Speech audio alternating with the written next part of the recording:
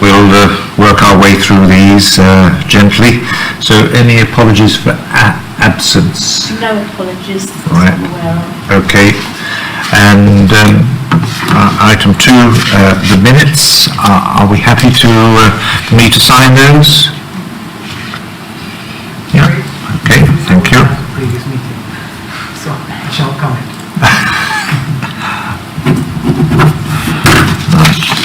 Scribble, I think.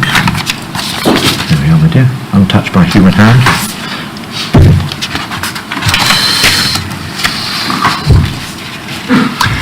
Any notice of other business? The only thing is the deferral of item 6. Yep. Yes, that's been on the public domain. So the motion there of item 6. The 21st of September, it'll pop up there. So that's, thank you for that. Any declaration of interests? No? Thank you. Right, fine. So agenda item 5, revised planning enforcement plan. If I may hand over to you, Matthew, and I'll turn my mic off, and then please, councillors, if you have a point, then remind me and I shall direct you. Thank you, Chair.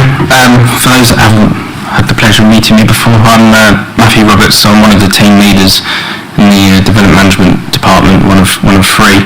And my remit covers planning enforcement, which is why I'm here this evening. So just in the way of a brief summary and update of the enforcement plan.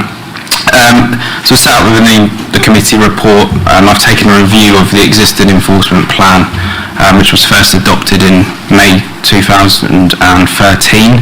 And that was following the introduction of the National Planning Policy Framework, the NPPF, back in 2012. There's been no material legislation changes since. However, given the age of the current plan, it was considered necessary to review it. And that review also formed an action from the internal order which took place in late 2019, early 2020. So that was one of my actions that I've needed to do. So the revised plan hopefully is far more detailed, and the main differences were set out in the report. There are quite a lot of differences, so I won't go through them all, but from the appendices you can see the difference between the two, hopefully. So the main changes for clarity is there's more specific details of what a planning breach is. There's been changes in how to report them. It's all electronic now, with the ability for the reporters to upload photos and more information, just to streamline it for us to avoid any sort of delays. What to expect from us as a department as part of the process. There's more detailed advice on how we approach breaches of planning control, so hopefully it's clear to those that are reporting it as well as those that have committed a breach, how the process may pan out. It includes more powers for the council in not determining an application. So in some cases, one of the bugbears for a lot of residents is how come they've breached planning control, but then subsequently they can submit a retrospective application to formalise it. Obviously the Act allows that, but the Act also, following the Localism Act a number of years ago, sought to try and stop how many repetitive applications came into the council to avoid, obviously, a lot of people getting quite cross and trying to wear down both officers and members alike. So obviously, we have taken this power recently quite often, but I've introduced it in the policy just so it can obviously be used more regularly, and I can go into more detail if you need to on that. There's a section on obviously the powers that we used. And the current plan is quite brief and only mentions a couple. The new policy, or the new plan, outlines quite a few more sort of tools that we have in our toolkit to combat some issues. The sexual enforcement appeals, because that again is not particularly understood that well by members of the public. Prosecutions, and then I've just added some real life examples to try and sort of set the scene on where we have taken action in the past, which hopefully just provides a good range. It's noted that a few minor changes are required if the revised plan is agreed by members. So these include paragraph 8.11. It currently states, where it's considered that unauthorised development is not expedient, I then need to add, is not expedient to take enforcement action. The council will inform the complainant, setting out clear reasons as to why such a decision has been made. At paragraph 4.5, the reference at the moment is to GDPO, but that should be altered to GPDO, General Permitted Development Order. And I'd also look at making the table at paragraph 8.4 slightly less complicated to see if I can sort of streamline it so it's a bit more clearer, because I appreciate there's a lot of boxes, a lot of lines going everywhere at the moment, so if agreed, hopefully I can just tidy it up a little bit.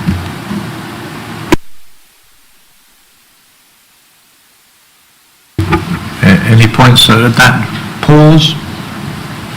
Matthew. Thank you, Chairman. Yes, thank you for addressing the diagram at 8.4, because I think what's particularly confusing is so many lines crisscrossing across other lines, and if it's possible to sort of untangle the diagram, I think that would definitely be of benefit. The only other point I wanted to make was that actually the thing that really annoys people about this is not even so much when a breach is uncovered and the person who's committed the breach is then invited to submit a retrospective application which subsequently gets approved. That at least goes through the public planning process, albeit retrospectively. What really annoys people is when we think, or it is alleged that there's been a breach, we perhaps even tell the owner of the land that they are in breach, or that we consider that they are in breach. We invite them to submit a retrospective planning application. They don't submit a retrospective planning application, and we then decide, oh well, if they had submitted a retrospective application, it would have been granted, so it's therefore not expedient to take enforcement action, so we're just going to leave it. That's the bit that really gets up people's noses, because it then doesn't go through that public planning process as a retrospective application would, or obviously even better a proper application. It's just a decision by an officer that probably they would have got permission anyway, so we can just leave it. Now, when I spoke to you about this, the one thing that was useful and that I was not previously aware of is that you can actually find out off the planning portal when that decision has been arrived at. And I think that would actually be useful if a note could go out, maybe in the members' information bulletin, or just an email out to members, just to remind members or tell members how to get that information. Because, as I say, I think it's when those decisions are made effectively behind closed doors and not through the public planning process that neighbours of householders who are technically in breach really feel aggrieved in that situation. And I think if we can at least try and make that process a bit more transparent, that would be a good thing.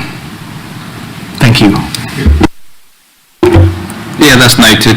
I mean, when we do make a decision not to take enforcement action, I can completely understand. I mean, we are governed by the legislation and guidance that basically says that obviously if it is an expedient, i.e. not harmful in planning terms, then you should just close the case. But we, at least to that particular resident, would set out the reasoning as to why it's not expedient, because say for example it was a rear extension that met with our policy, we would specifically say on that letter that it complies with this particular policy for this particular reason.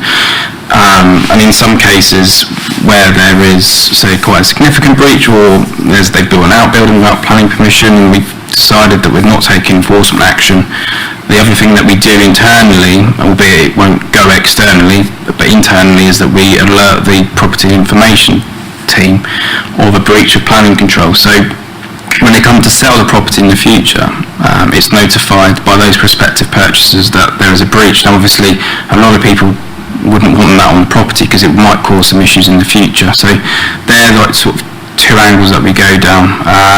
But certainly I can put something together and to remind members that they can look up sort of enforcement cases in their specific ward by using the planning access website, just as you would on a planning application. There's another sort of bullet point where it's got appeals and enforcement. So if you click enforcement, go to advanced search, you can obviously tailor it to how you want to have a look at enforcement cases, and within each case it will specifically give you the case officer where it's currently at. So it could be pending, but at least if you have the case officer, you know to go to that particular officer to get an update.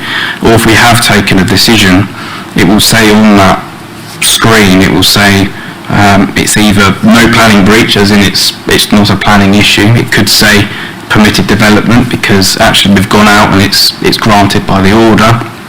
It could say not expedient, and then by virtue of that you may understand that we've not taken it further, and then obviously if you wanted the reason as to why, then obviously you can approach us for that. So, but yeah, I certainly try and get something a bit more.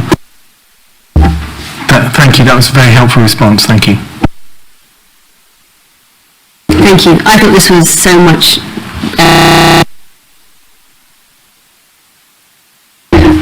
just to ask you two questions. One's about the stop notices, just because if there is a breach of some sort, people want the work stopped that second. And I know, so where it says that you can have a stop notice that takes into effect 3 days after, but you can get a temporary stop notice if, I think the amenity is, I've got to just read it, where there's unauthorised work in order to safeguard amenity, a temporary stop notice will be issued, which means immediately. What does that exactly mean? And because people might want to know why they can't get a temporary one as opposed to just normal one. I mean, a temporary stop notice is basically where us as a council need to stop it immediately because the subsequent or the resultant harm of what's happening is so significant that it might be very difficult to undo it if we don't move quickly. So an example could be a traveller encroachment onto the greenbelt, for example, where you'd want to stop that relatively swiftly, and obviously because a stop notice doesn't come in immediately, that's clearly not going to be the relevant tool because the travellers by that point could have set up shop basically and hard surfaced a lot of the site and moved on. A temporary stop notice gives us the power to serve that straight away. It comes into effect, which means they should stop straight away. Obviously if they continue breaching, there's the injunction which we could use, which would then have a greater impact. So it depends on the breach. A stop notice could be used where, I don't know, a developer is building without planning permission, or they've got planning permission, for example, and maybe they're not building in accordance with the plans.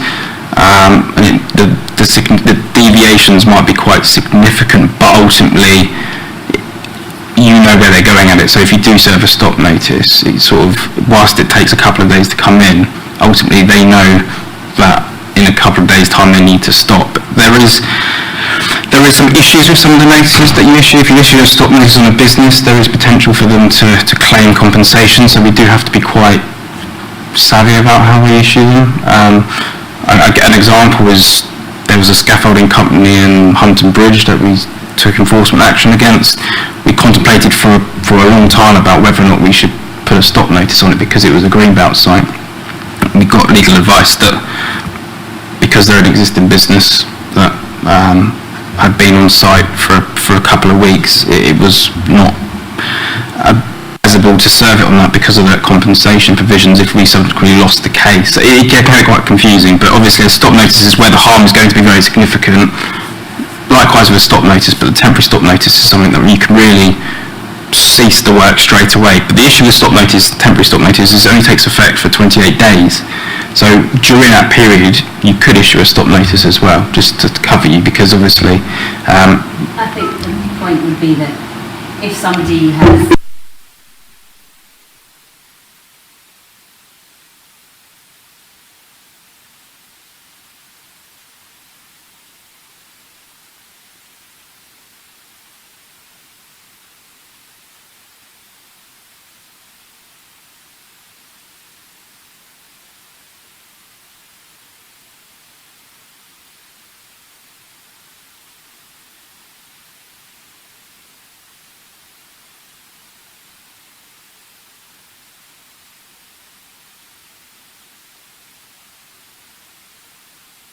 I mean, there's obviously a lot of cases where people don't build in accordance with their permission, but generally, when it comes down to looking at the differences, they're not generally, I'm saying generally, they're not that significant that would warrant myself to go out and issue a stop notice, because ultimately they know themselves that they're probably deviating, and they then submit an application. Yes, it's retrospective. Yes, a lot of people might assume that because it's retrospective that it's ultimately going to be acceptable, but there's numerous cases that we've been dealing with where we've refused retrospective applications and got them to revert back the work. So there might be a stigma between our retrospective, they then get approved, but actually in a lot of cases that hasn't happened, and it all boils down to whether or not those changes are harmful, and that is the crux of planning enforcement. Is yes, they might have deviated from their planning permission, but what they've deviated to is that unacceptable in planning terms. So it's difficult because residents see the plans, they look at the plans, they see the development being built, and the moment it starts to deviate, of course they're going to be angry because they've been notified on this, someone's building that, and that can be very difficult. And yes, that is frustrating for us as officers as well, because in a lot of the cases we work with them quite closely to build a development only for them to start changing it, and so it is very difficult. But ultimately what I would say is it does definitely come down to whether those changes are harmful, and a lot of the time it does come, those retrospective applications do come to committee, they are scrutinised, and some of them that are refused don't come to committee because they're refused anyway, and then we subsequently take action. So it's very tricky, and there's a balance, but ultimately it's all down to the harm. Okay, it's just so emotive, and we get, very upset people when the rules aren't followed, especially if they feel they follow the rules. The last thing I just wanted to ask was about the retrospective applications. I think it says here that you've got powers that if you get some successive applications within 2 years, how many do you need it to be successive? Is it 2? Is it 3? Is it 5? Is it 4? And I think it would just be, it has to be an obvious difference from the one that they're trying to weigh you down for. Yeah, so if they have an application that they submitted and it's refused, if they then resubmit and it's pretty much identical, we have the power to not determine that if it's submitted within 2 years of that refusal. There's also powers that if we serve an enforcement notice and they then submit us a retrospective application for either whole or even in part, we can also not determine that as well, because ultimately we've served the notice, we want them to comply with the notice. But there's a situation at the moment in one of the houses in Rittensworth where we served a notice on a door and window which deviated from the approved plans, served the notice, it was upheld, dismissed at appeal, so we won the case, but ultimately they've then submitted an application. They tried to submit an application for something very, very similar. We said, no, sorry, been using this power, please come back with something far more material in terms of the changes. So they did, and we accepted the application. It's now obviously going through the process. So even though we did serve a notice, the application that's come through to us, the dormer is potentially, in our mind, what we would permit if they came to us originally. So it is case by case, but ultimately where we refuse retrospective applications, we need to be shown by the applicant that they're serious in trying to remedy it. And obviously if they're just going to try and submit another application for something almost identical that's gone through the process, it's sort of wasting both officers' time and everyone else, like the residents. So we're going to try and use that more regularly, which is why by putting it in here, hopefully we have a better grounding when we go to applicants and homeowners who try to do that. Thank you. Much more detailed report, much more transparent for our residents, which is what we want. I do agree with what Councillor Bedford said, that if somebody's caused an enforcement in the first place, they're obviously pushing the boundaries both physically and, you know, emotionally with their neighbours and all that sort of thing. And it is all about transparency and getting the public the chance to comment, and it is almost delegated powers that you can use before in saying whether you need a retrospective. And when we talk about harm, it can be harm to one person and not another. You know, planning is all law, but yet it is subjective at times. And so what I'm really saying is, in speaking to Kimberly earlier, explaining to me how the whole enforcement is managed, and it's managed by you and a team of a few of the planners, we're getting very diligent neighbours and more building. How are you guys going to cope with it all when it's this transparent and visible to all our residents? Well, I'd argue there's been a lot of building work going on for a number of years, and we've had the same resources that we've had. I would say over the last couple of years we have probably 300 complaints a year, and I personally don't know that we've had, I mean, ultimately we've closed a lot of cases and where it's not been expedient, and ultimately those residents that might not have been happy with the decision who've looked to complain, we've never really had a challenge against us ever since I've been managing it. So at the moment I like to think that yes, numbers are up because of where we've had with COVID, which has obviously caused a bit of a backlog. There is going to be some issues there, but I like to think that as officers we are going out, responding to the residents, keeping us informed. I mean, generally speaking, the residents are our eyes and ears when it comes to a lot of these complaints, especially when it comes to material change of uses. We can't police the district, and that's a well-governed fact across the country. I mean, some councils have even limited enforcement resources, and they're dealing with hundreds and hundreds of cases a year. I mean, obviously, we try our best to deal with them quickly. I mean, the problem with enforcement, as you well know from various cases in the district, some of them are completely, really complex. I mean, just take an enforcement notice for a subdivision of a residential dwelling in the Greenbelt. If they appeal the enforcement notice, it goes to an inquiry because it's based on evidence. It takes up an awful lot of officer time just to defend it. But defend it we try, and we serve notices where we think it's expedient to do so. I mean, all I can say on the resources front is that we will continue. I mean, our officers that deal with enforcement are well experienced now. Aaron and Clara that have started a couple of years ago have been brilliant, and they keep all councillors informed as well as much as possible. So I'd like to think we'll be fine on top of it. Obviously, if we're struggling, Kimberly will know firsthand, because ultimately I'll be coming to her and saying, well, please help. Yeah, no, I'm not querying your ability. You know, that sort of side of things, really. And is there any data on all the enforcements that you do deal with, how they end up? You know, what percentage end up X, Y, or Z? Yeah, I've started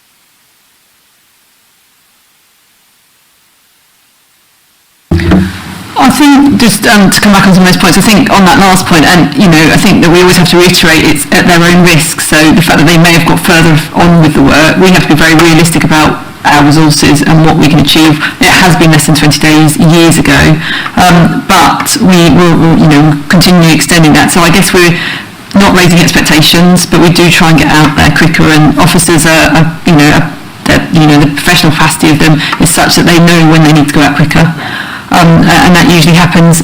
In terms of resources, you'll all be aware, I would have thought, that applications have increased 20-30% over the last year despite COVID.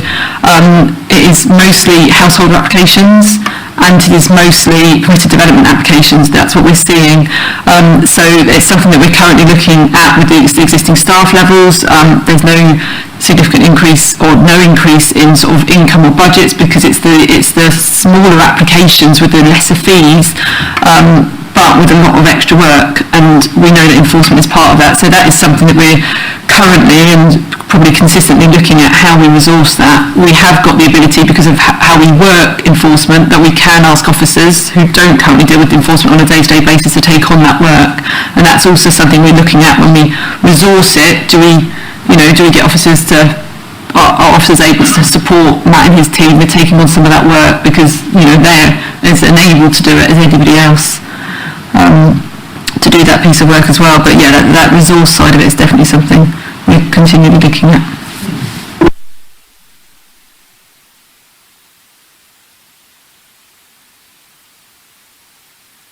So, a couple of points. I agree with everything that's been said by Councillors Bedford and Ranger and Hayward.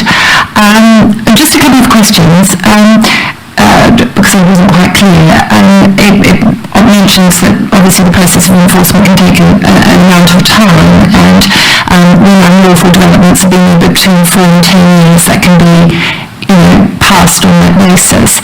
Does the time taken for the enforcement count towards that 4 to 10 years, or is the clock stopped when the complaint is made? That's one question. Would you answer first, Joe, or should we come, Matthew, deal with that one? Certainly, go ahead. Breathe. So basically, on the 4-year and 10-year rule, the clock is only stopped once we serve an actual enforcement notice. So not the complaint, but actually the notice. So there could be times where, and it's happened in the past, where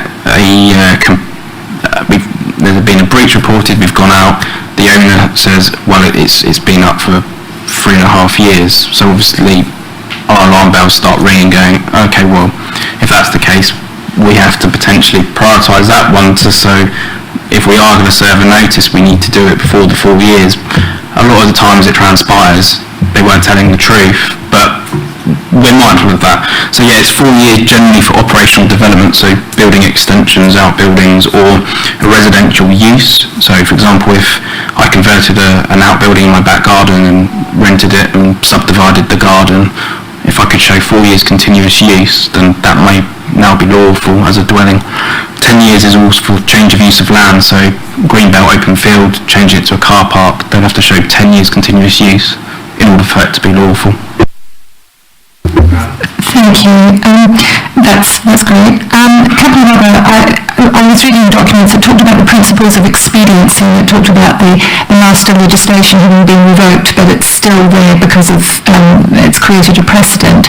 And I was interested to know a little bit more about it. I suppose you haven't gone into the detail because it's been revoked, but because it still has an effect, I would have been interested to see a little bit more about it. I don't know if you have anything to say about that. Sorry, what part of the report was that? Just 5.11, Principles of Expediency.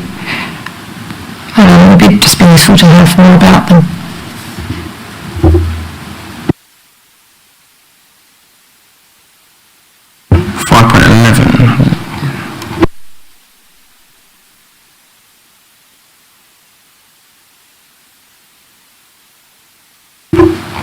Just not quite sure whereabouts is. I can't remember which of the documents it was. I was going through and noting down. if it's not the new one, then, you know, this meeting's about the new enforcement policy. Yes, it would have been one of the three documents that was submitted on tonight's. I'm looking.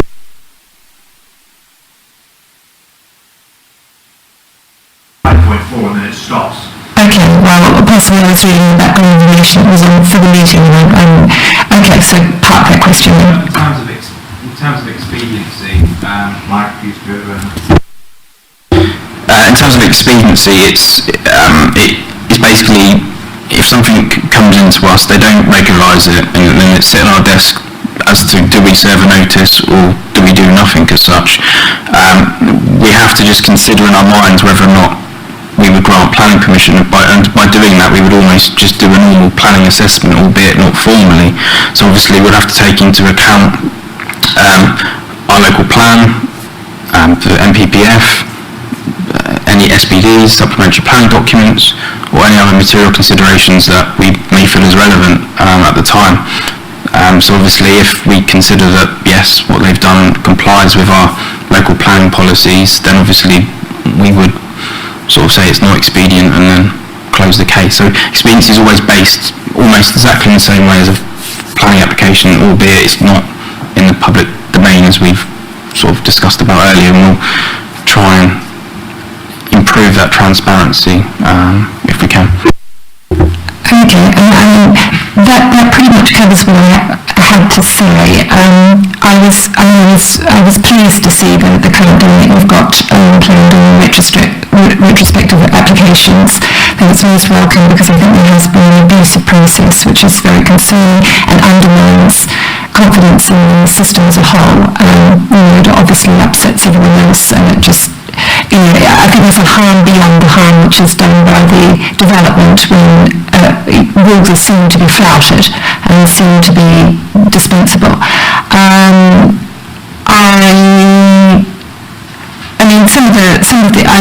I appreciate you're obviously working within the parameters. There were phrases that I was reading that just seemed that it could be twisted to make almost anything acceptable in certain cases. I'm just trying to find enforcement of something which unacceptably affects public amenity or the existing use of land and building, meriting protection in the public interest.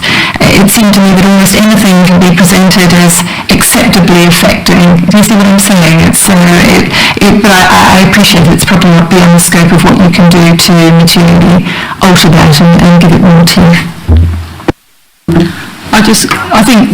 I think that just comes back from planning applications. What enforcement is part of the planning application process. Well, we have to assess it in accordance with the local plan, national policies, and any other material consideration. So, and you have to, as someone alluded to earlier, there is still a judgment to be made, a professional judgment, knowing what we know about case law, about appeal decisions that are coming through, and the enforcement decision making is exactly the same as that. We have to think, if we had that planning application in front of us, what are the same considerations? So we're not trying to approve the development, it is the same considerations as if we would have if we had the application in front of us, or a planning committee, or trying to defend it at a public inquiry. We have to make those decisions the same as we would with a planning application. So it's the same process, it just happens differently because generally they haven't submitted planning applications and got on with the work at their own risk. Thank you. Sorry, just a slightly quick one from me. 5.3 within the new document states that anonymous complaints will not be investigated unless the view is taken that the suggested breach is significant and warrants investigation in the public interest. That particular clause is considerably smaller than the one in the 2013 document that states the very special circumstances under which an anonymous complaint would be considered. Obviously there are times at which people may choose and they have very sensible reasons to want to complain anonymously rather than put their name down. Is there a particular reason why anonymous complaints are not being investigated when what would be the gauge for whether something is in the public interest for investigating? And obviously it's surely got to be some level of investigation to figure out whether it is in the public interest or not. And at what point does that go from just generically looking to figure out to actually being an investigation?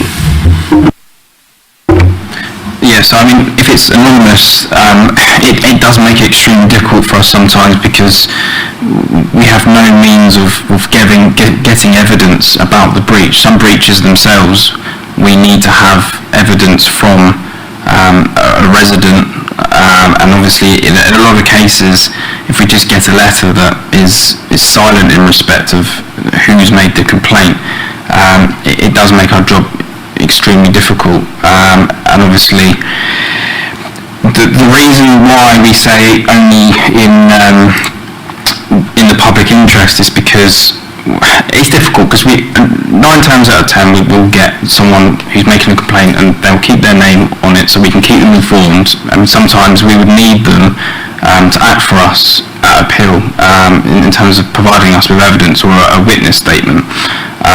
Now clearly if a letter comes on my desk and they're saying there's a TPO woodland that's being cleared in the green belt, we would have to go and look at that because that's a priority 1 case. But we get a lot of letters which are actually neighbours that don't get on. So there needs to be a level of understanding as to, well, actually, is this more of a civil issue? Because again, a lot of the complaints, we don't particularly want our officer time wasted when we've got a lot of cases on the go. So there does need to be almost a level as to where we're going to investigate. And generally speaking, that's why the anonymous complaints aren't investigated. But ultimately, if it comes across our table and it's significant or especially warranted that we need to go out, then we will. But generally speaking, those cases will be inundated with phone calls, so we would already know about it before that complaint comes across to us. Yeah, thank you. Presumably then kind of, if it's more of an issue of actually to the evidence basis, then presumably if you got an anonymous complaint in that had a list of photographs and the site and was evidence, and would that presumably then be treated differently to just anonymous letter of I don't like my neighbour? Yeah, obviously if there's photographs that have come in with it and it's clear to us from the photographs there's a breach, then yes, we would look into it. But as I say, 9 times out of 10 that won't be the case, and it's potentially missing details, or it's just something we can't even find out from them what the actual breach is, because the letter itself could be very brief and it not actually go into detail about what we're actually meant to be looking at, and then we can't contact them to say, well, actually, what is it that you want us to look at? Because a lot of the time when the breaches come to us, well, we have to say, well, actually, unfortunately, look, we can't see this through because it isn't a planning breach, it's a civil matter, it's a boundary dispute, it's something to do with the Highways Act. There's a lot of scope where we can't deal with, we can only specifically deal with planning grounds. That's again another reason why we have to be quite careful. Thank you.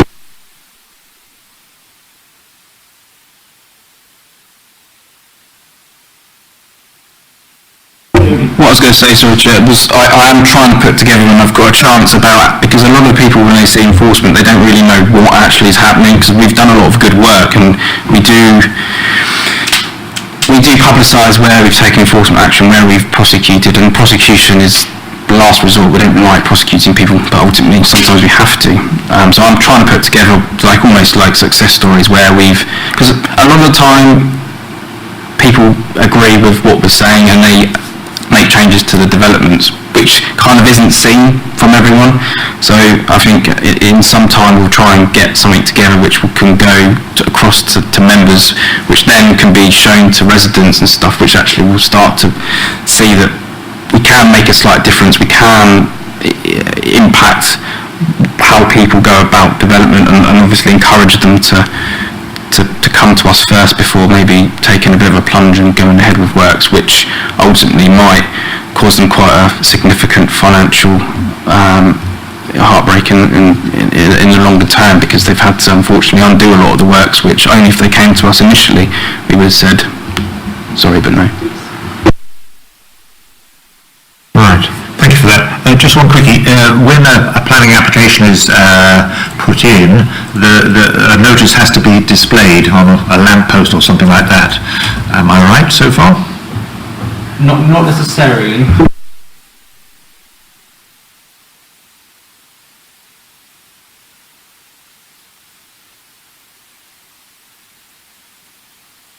So if it's an enforcement notice, we generally have to serve the notice on everyone that's got an interest in the land. So that's the owner, the occupier, the mortgagee, or anyone else that potentially is operating from that site if it's a change of use. In some cases, for like temporary stop notices, because we want the use to stop, we do put a stake in the ground and put the notice so it's publicly visible, just so it's clear to those that are coming into the site that they've got to comply with it. Planning applications, there's obviously different scenarios as to when consultations have to take place, and site notices are required on certain types of applications, but just because it's retrospective wouldn't necessarily mean as a planning application it would be a site notice. Thank you, Matthew, for that, and members for your questions. So, are we happy with this in terms of moving it on? Yeah. Yeah. Yes? Okay. We need a proposer in a second. We need a proposer in a second. Right, okay. Well, I'm happy to propose. yeah, well, you can propose, yep. And a seconder? Option 1. Yeah. Option 1, yep. Yep. And seconder? Yep, Stephanie? Right, done? Are we okay? Well, there is 2 options. Yes.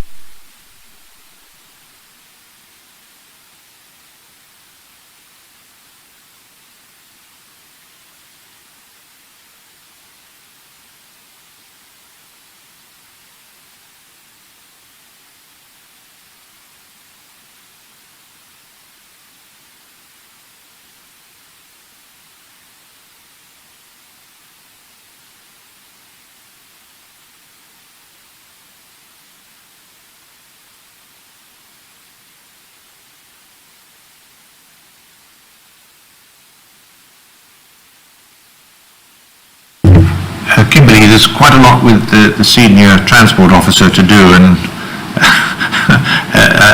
it's yet another period. Will they ever see the light of day? That's not a dig, it's just a reality. Well, hopefully, yeah, just prioritising work. The transport officer's dealing with a lot of COVID-related work because of the new funding streams that are coming in, and just general work associated with that as well. It hasn't come up on my screen. The local walking and cycling strategy, the LSWIP, that is around then. It is currently under production with Herts County Council and Watford Borough Council. It's essentially a joint strategy, so that might be later than August, but that's coming, that's in preparation. There is some work on there that actually is probably property rather than us. That was the one about the review of creation of car parks on Three Rivers Own land. Yeah. That was discussed at IHED, but actually that's something that property need to consider. And obviously, as you're aware, we've had a number of interim heads of properties and property team slightly depleted, so we have discussed it with them on a few occasions, but then the officers have left, so that is something that they will take up in due course. So they're moving in the right direction. Yeah. Yes. Forwards as opposed to backwards. Mm-hmm. Okay. Right. Are we happy? Yes, Matthew. Kimberly, could you turn your mic on? Sorry. Yeah, sorry, Chairman, just to say, the reason I popped out of the meeting briefly earlier was because I received a voicemail from Councillor Giles Medhurst to say that he was stuck on the M25 and that we should start without us, and I suspect that he would have assumed that we would have already finished a long time ago, which is probably why he isn't here. So if we could record his apologies, that would be appreciated. And also, I gather, on a separate matter, it is currently 1-0 to England.